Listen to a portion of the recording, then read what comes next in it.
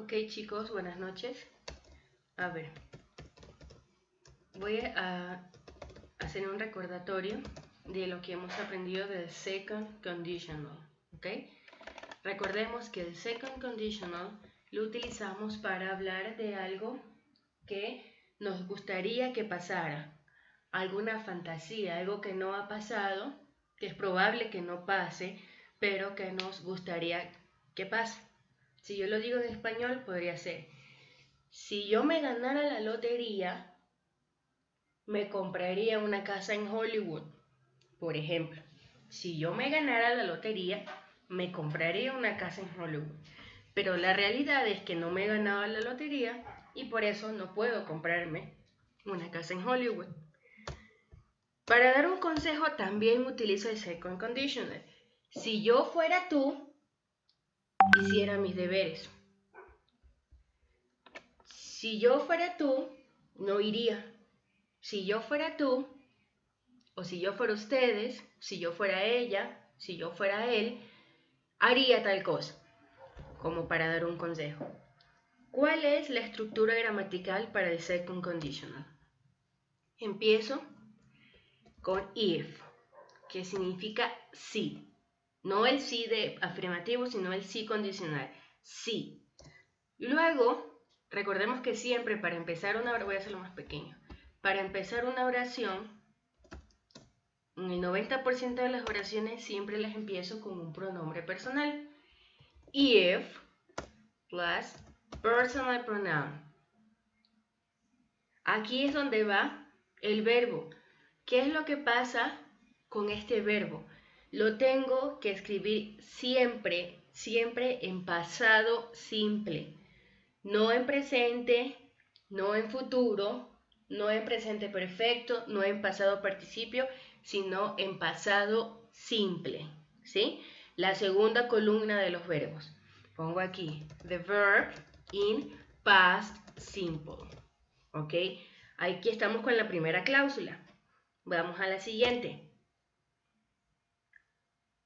Voy a utilizar aquí nuevamente un pronombre personal, ¿ok? Personal pronoun. Plus. ¿Qué le pongo aquí? El good. ¿Ok? Good.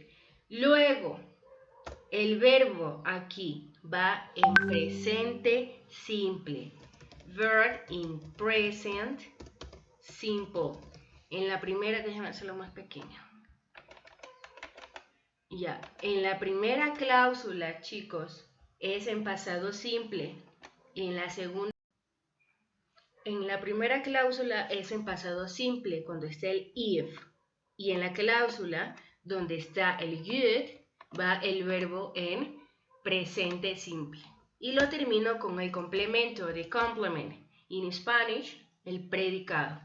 Ahora sí, luego de que ya tenemos la estructura gramatical, vamos a realizar una oración. ¿Cuál es la que yo había dicho antes? Si yo me ganara la lotería, me compraría una casa en Hollywood. ¿Ok? Bien, vamos a hacer esa oración. If viene el pronombre if I, ganar. ¿Cómo se dice ganar? Win. ¿Cuál es el pasado simple de ganar? Won. If I won. ¿Sí ven? If, pronombre personal, verbo en pasado simple. If I won the lottery, la lotería, coma, aquí me estaba olvidando de la coma, if I won the lottery, otra vez el pronombre personal, I, you'd, ¿se da cuenta? Y aquí viene el verbo en presente simple. I would buy a house in Hollywood. ¿Se da cuenta? If I won the lottery, pasado simple, I would buy, presente simple, a house in Hollywood. Ahora, no siempre la oración va a empezar así con if, puede empezar con I would buy. Y aquí ya no le pongo la coma. I would buy a house in Hollywood if I won the lottery. ¿Se dan cuenta que aquí estoy diciendo lo mismo, solo que lo estoy cambiando en el orden? Si yo empiezo una oración con if, va a la coma. Si yo no empiezo con if, no va a la coma. ¿Ok? Ahora, ¿cómo lo puedo abreviar también? Voy a copiar de nuevo la misma oración. If I won the lottery, I would buy a house in Hollywood. Ese would, chicos, lo puedo abreviar. Apóstrofe D. Apóstrofe D. ¿Cómo quedaría? If I won the lottery, I'd buy a house in Hollywood. Si se dan cuenta cómo lo estoy abreviando. I'd buy a house in Hollywood. Ok. Segunda parte.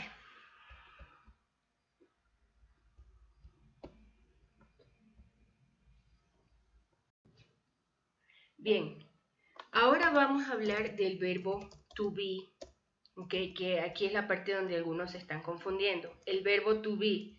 ¿Cómo se conjuga el verbo to be, chicos? Eso lo sabemos. Ay, no puedo. Ya. Eso lo sabemos todos. En presente, am, is, are. En pasado, was y were. ¿Ok? Hasta ahí, eso ya lo sabemos todos.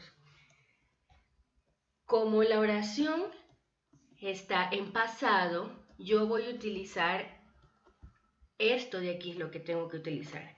Pero ¿cuál es la diferencia con el second conditional?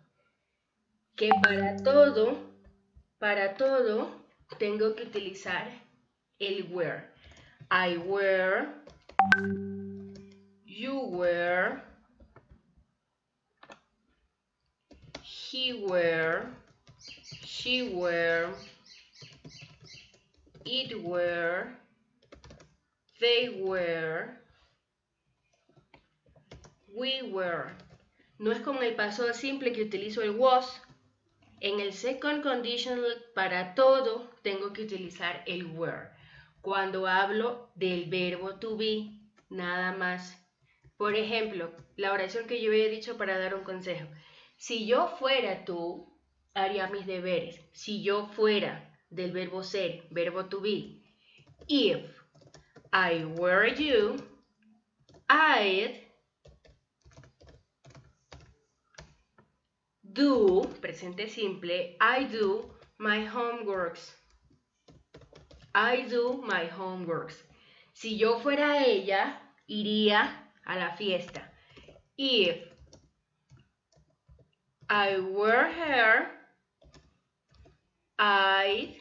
recuerden que I significa I would. ¿Qué era que había dicho? I'd go to the party. Vamos con otra. Si ella fuera más inteligente, ¿qué le podríamos poner? Si ella fuera más inteligente, compraría la casa. Ok. If